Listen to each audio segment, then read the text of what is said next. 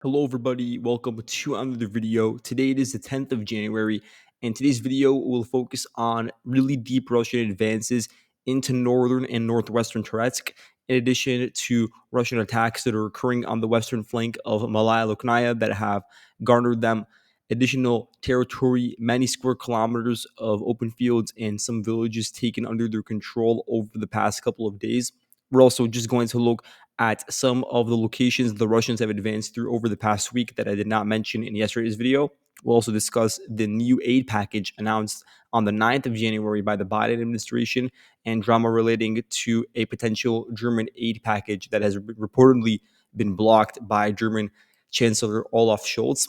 Let's zoom in and begin with Velyka Novosilka very briefly. Everything will be timestamped, of course, but you can see how the Russians have been now shifting their focus slightly and looking at taking over these various fields just south of the highway connecting Velyka Novosilka to Hulaypoli. The goal over here is to get control over the entire extension of the ridge west of the Mokryali River. So the Russians are in the process of just clearing out these open regions where the Ukrainians simply don't have the ability to drag out the fighting for any protracted period of time.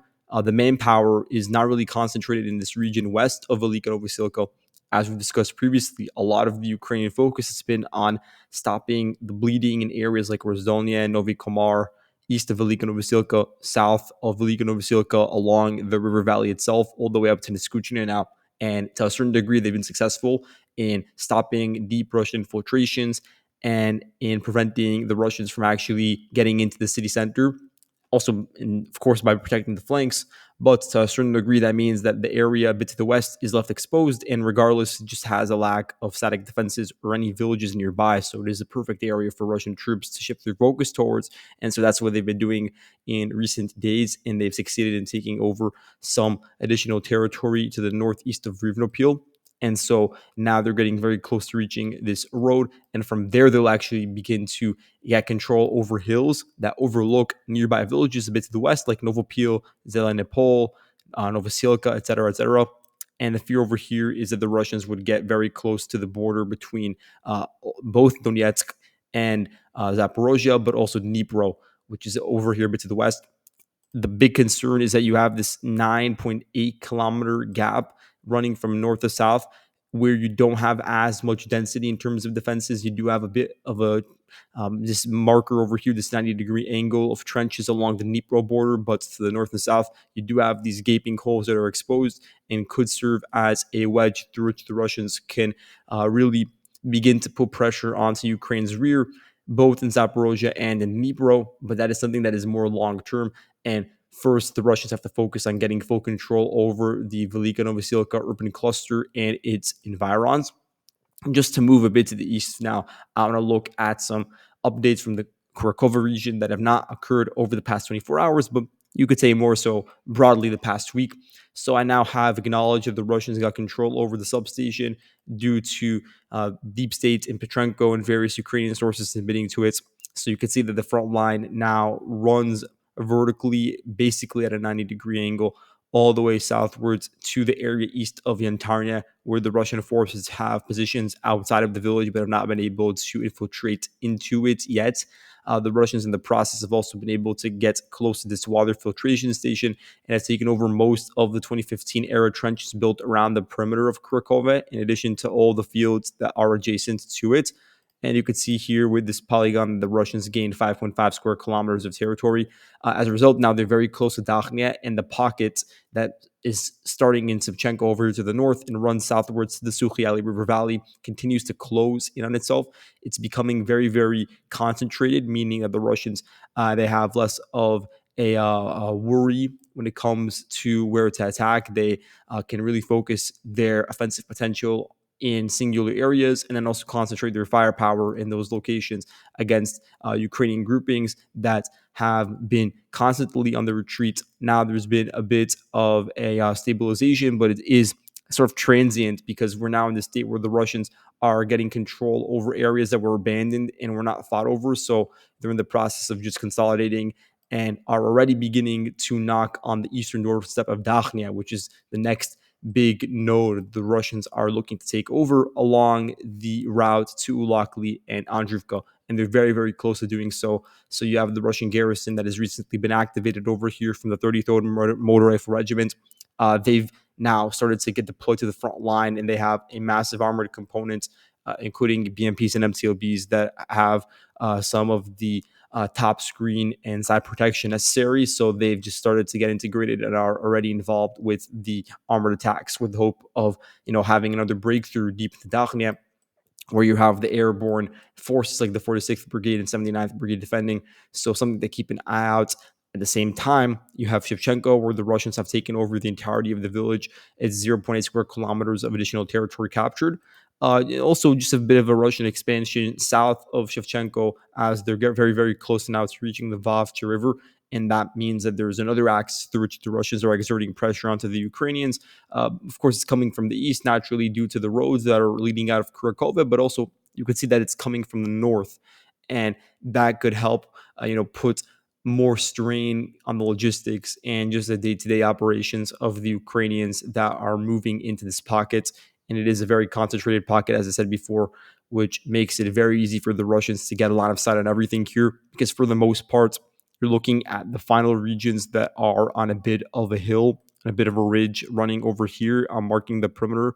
These are regions that the Ukrainians have a slight elevation advantage in, but for the most part, everything around Dakhnia and to the west is located on a really low river valley, and the Russians have a great line of sight, and also, of course, are able to fire towards those locations from close ranges and cause a lot of havoc to the Ukrainian movements. You have a bit to the north over here, the Russians also getting full control of Slovyanka. As I said, now you have reports from Petrenko and Deep State about this capture, and it amounts to nearly 6 square kilometers of territory being taken over. And this happens following the capture of Petropavlivka, meaning that there is no actual settlement in between the Russian line of contact and the northern flank of Andrivka. Now it's all a matter of the Russians being able to penetrate deep. In this case, we're looking at a penetration that would have to be, say, 5-6 kilometers in width, and it will have to be through an entirely open area that lacks really static defenses. And then the fear would be that the Ukrainian drone crews would be in place to put an end to it. The thing is, after the initial shock of drone crews inflicting casualties onto some of the Russian columns, and a lot of the time it's done to the lead tank or the lead vehicle in a column, and then the rest disperse. But once that gets pushed through, there's not enough actual ground infantry to stop those attacks, to stop the dismounts from seeping into the tree line. And then the fear would be that the Russians could seep into the northern flank of Andrivka. And it's an area that just lacks depth. You have no other defensive layer besides the one immediately to the north of the town. And then the town itself is also pretty small in size in relation to some of the other major cities like Pokrovsk. And you could also see that it is located very close to the Vovcha River. And as a result, is located on low elevation, overlooked by a lot of the Russian holdings that have recently been taken over post the fall of Sontsivka. So again, just another avenue through which the Russians are exerting pressure, in addition to what's going on in the Dakhnia pockets. A bit to the north, the Russians had a slight advance over here, 1 square kilometer north of Novaya Zavetivka, as they're now trying to approach Nadivka, but the pace over here is a bit slower.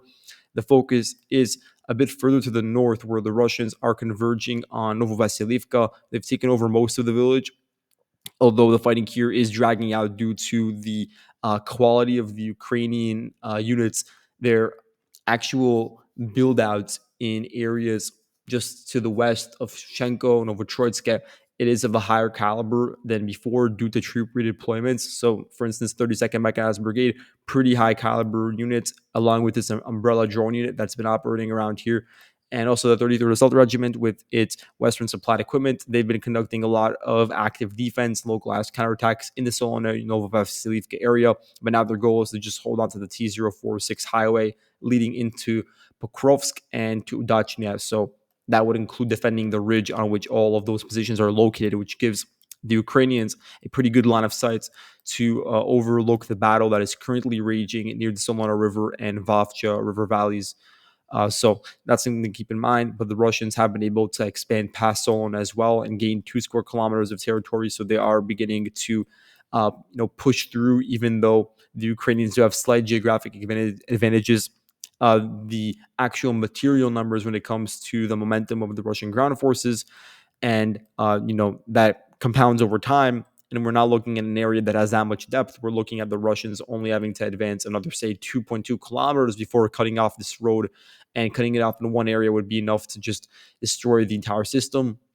Even now, because of how close it is to the front line, you can imagine on a daily basis that Russian troops are firing towards it directly. But also, they're using fiber optic FPVs to really cause a lot of damage to the Ukrainians in spite of any potential jamming all along the logistics leading into the city, but then also towards Ukrainian deployment points in Pokrovsk. So it's becoming more and more of an accepted feature of combat. The name of the fiber optic FPVs are they're called Vandal FPVs. So that's how I'm going to refer to them. And they've recently become a hit and have been widely used in Ukraine proper. Previously, it was only in the Kursk region, and also the Ukrainians are now trying to have their own iteration of the fiber optic drones for their own use, although the Russians do still have the advantage in it at this moment in time. You can see as well that the Russians have advanced to the northwest of Pischana. The fighting in Pischana continues to drag on with the Ukrainian 155th Mechanized Brigade. Whatever elements of it are actually acting as a unified brigade. As you guys recall, they're still dragging out the fighting in that village, because the implication of losing it would be that the Russians have direct access to the final suburbs before reaching Pokrovsk itself. And so that would be massive for the rear of Pokrovsk. It would be under intense pressure, and it would give the Russians an avenue to actually infiltrate into the city itself and actually commence the battle.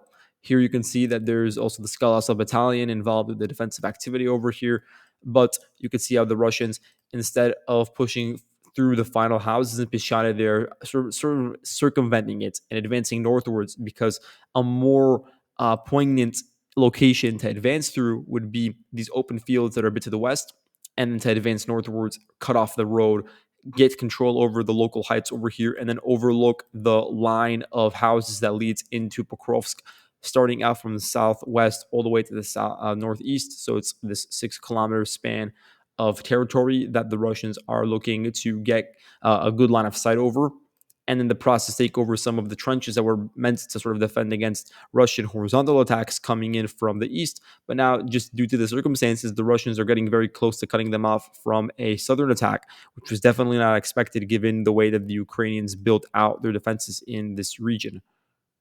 You can also see that a couple of days ago, I think Jan 6th, the Russians were able to infiltrate from the Chenska into Zelene, but they've not been able to take it over yet. So 0.75 square kilometers of territory taken over, whereas the Ukrainians remain in the western edge, and they are trying to drag it out because it acts as a buffer between the current line of contact and then the rail line that runs through Novoukrayinka and what is this, Chunishine, and from there you actually arrive at Pokrovsk itself, and you would arrive at it through windbreaks that are very dense in shrubbery and on a rail line that is on slightly higher elevation. So it's another area that the Ukrainians are very cautious about. They really don't want to allow the Russians to break through in this certain location and actually get a foothold in the city itself, as they're still building up preparations for a drawn out urban battle. And the first step in that would be to protect the western flank, which is why I think that they really are working hard now on deploying resources to drag out the fighting over there. In spite of that, though, the Russians have continued to advance, and that's why we're seeing some of the new additions like the 5th Assault Brigade, and it's why you're seeing now the Birds of Magyar unit continue to expand.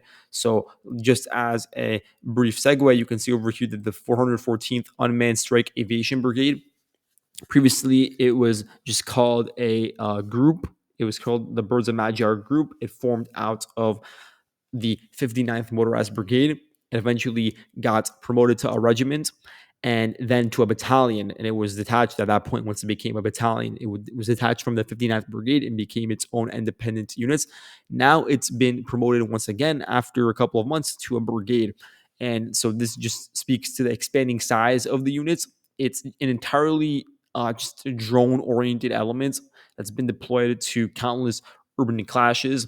And even though in probably every single one of the areas it's been deployed, the Ukrainians have been forced to withdraw, this unit has sort of been a silver lining in the sense that in the process it was able to inflict higher casualties and equipment damage on the Russian side. So they're really relied on to just engage in defensive operations, sometimes 10, 15 kilometers back into the Russian lines, trying to strike those sort of Russian hardware facilities.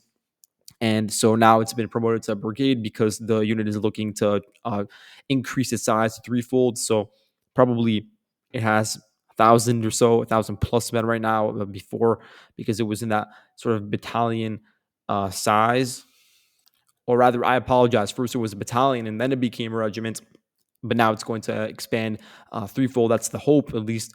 But I don't know if they'll be able to fill it all up and actually have the correct classification as that being a brigade. But starting in around December 10th, that's when they started their new run of getting registers and getting new recruits. So I'll have to see what happens with that. But definitely the Ukrainians are putting a lot of resources into these smaller units that are continuing to expand, like the Up 4 Brigade that we discussed previously.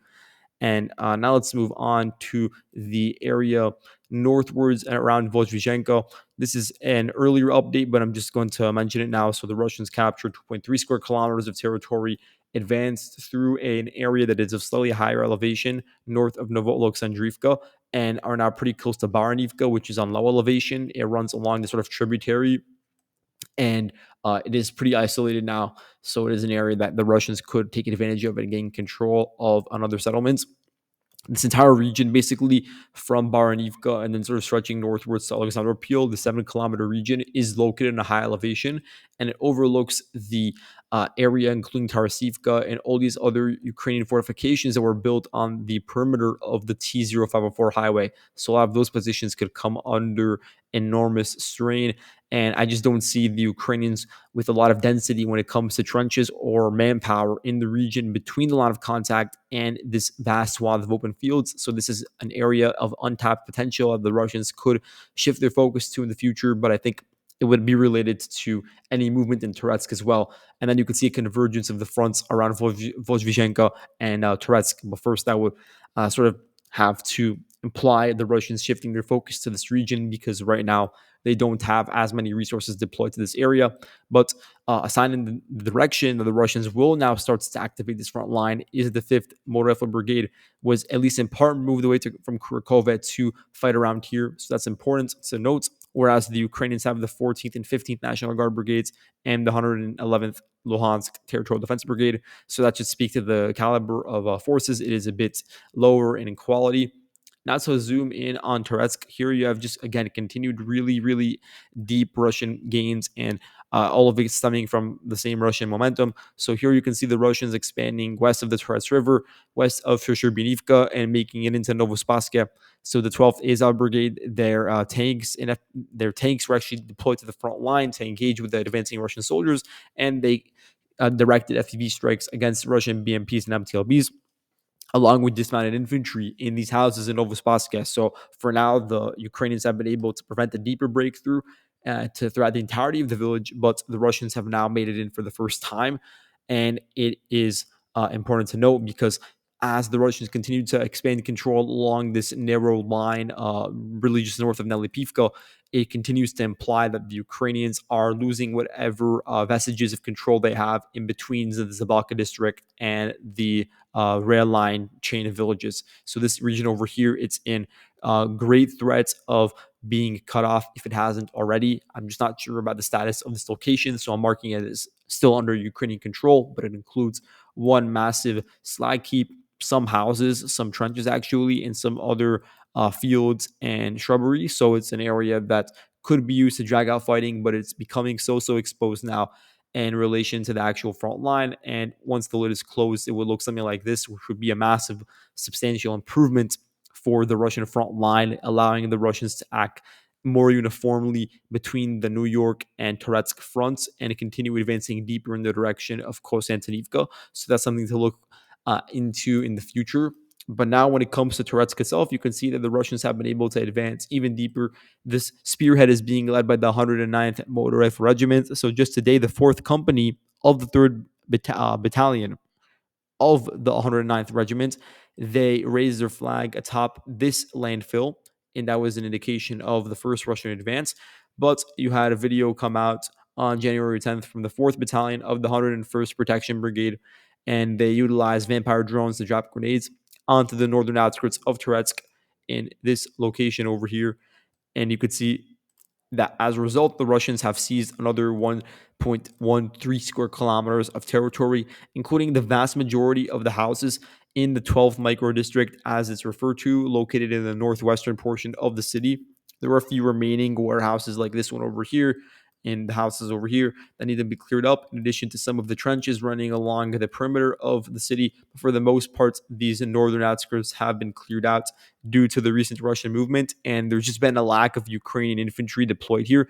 There's very strong drone crews to a certain degree, but the actual manpower deployed to fight in trenches or house to house is not really present here. We don't see them that much. There sometimes is footage, and a lot of it is coming not from the presidential brigade, so that's why they were moved in to give the Ukrainians additional infantry. So the 21st and 2nd battalions of that units are now fighting over here, and they were moved in at just the right time to provide a little bit of reprieve and to soften the blow just a little bit.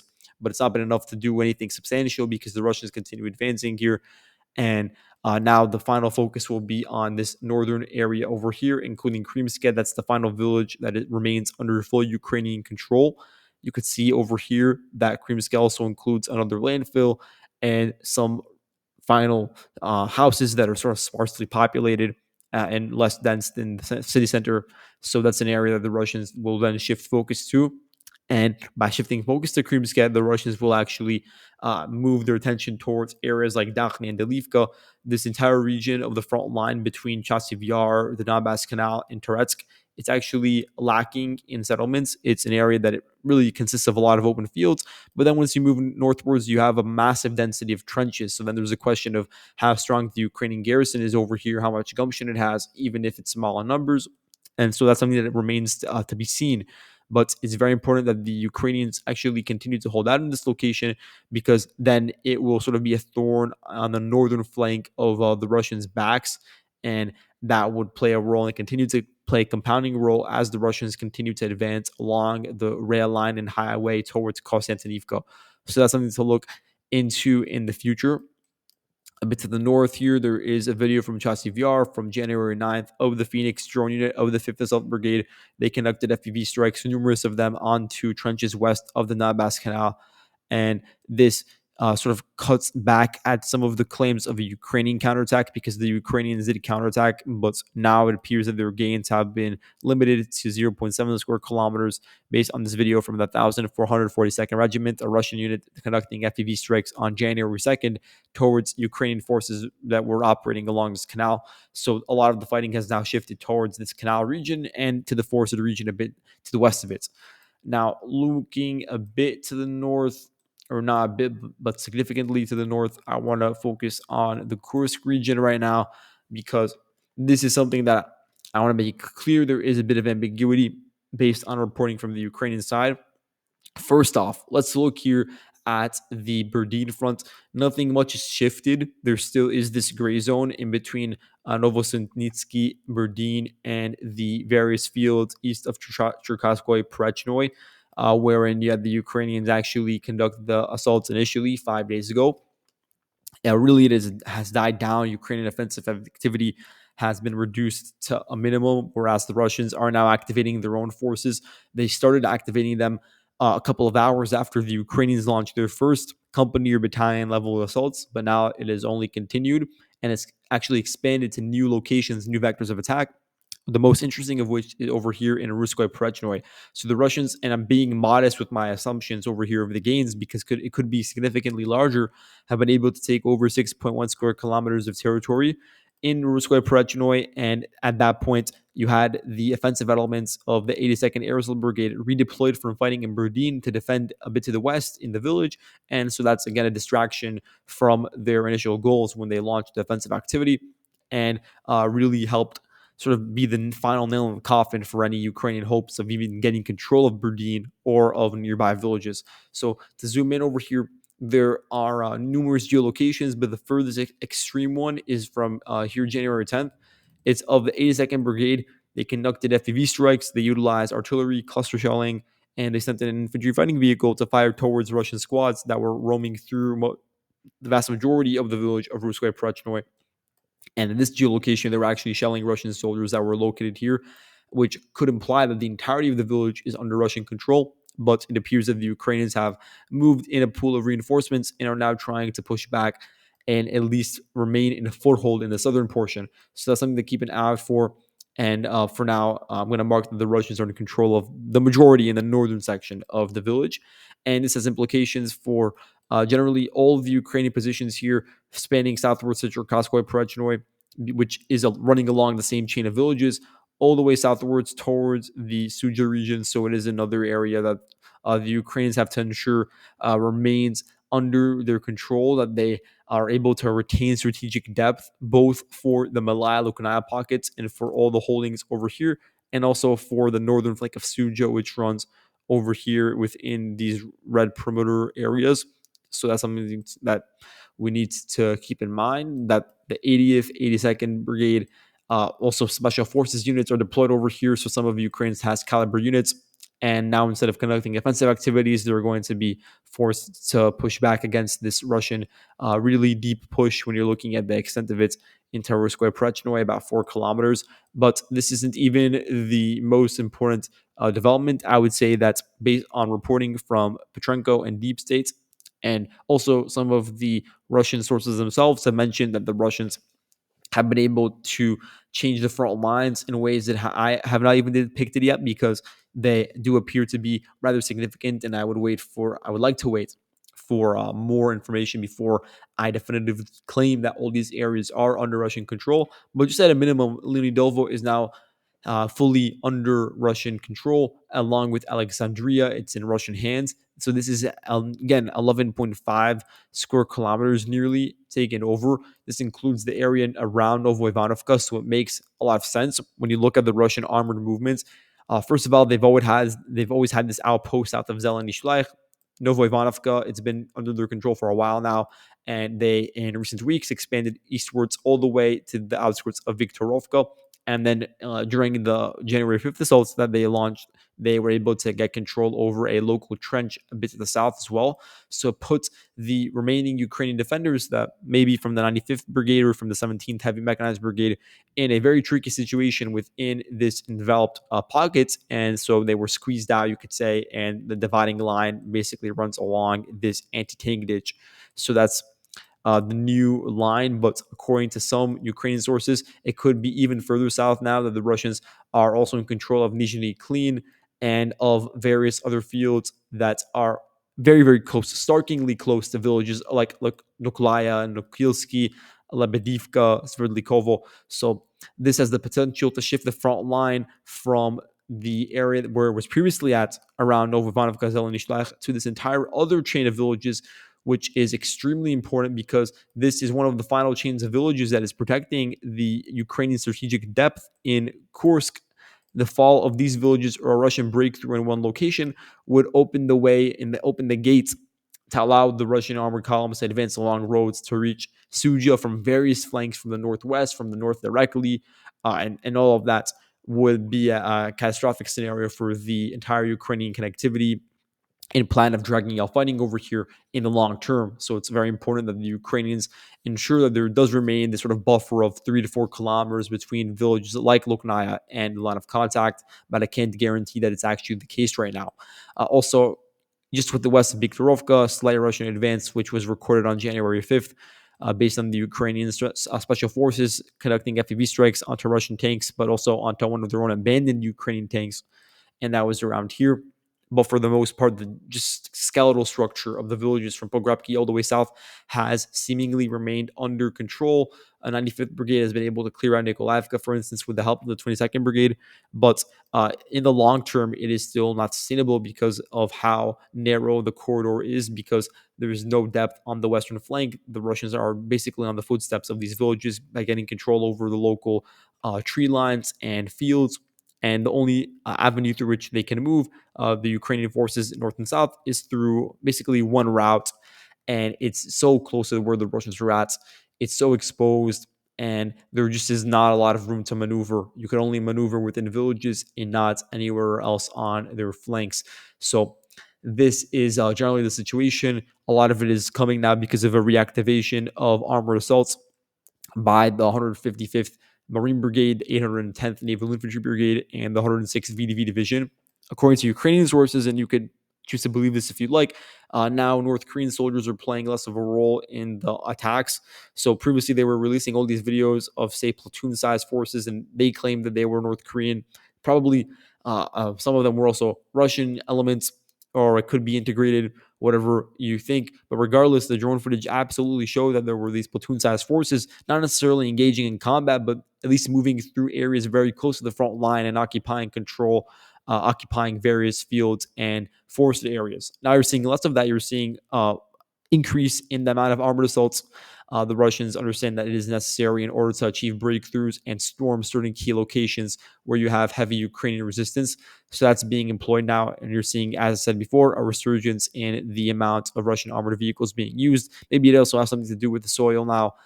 Maybe now that the ground will start to be frozen, it will be more conducive for armored assaults. Whereas previously, there was a bit of a muddy period in this location during the late fall and early winter months.